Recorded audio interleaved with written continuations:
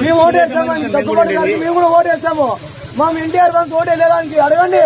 మేము ఓటు అయిపోతాను ఎమ్మెల్యే అనంతపూర్లో. మాకు క్షమాపణం చెప్పాలి మా హీరోకి. మా హీరోకి ప్రెస్ మీట్ పెట్టి క్షమాపణ కొడితే ఓకే, అది చాలా వదిలేస్తాం. మేము చెప్పింది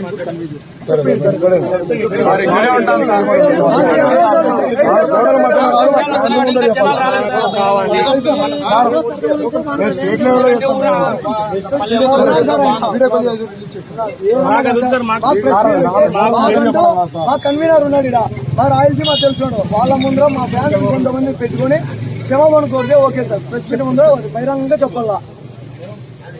మాకు ఈ రాజకీయ పరంగా ఎటువంటి సంబంధం లేదు.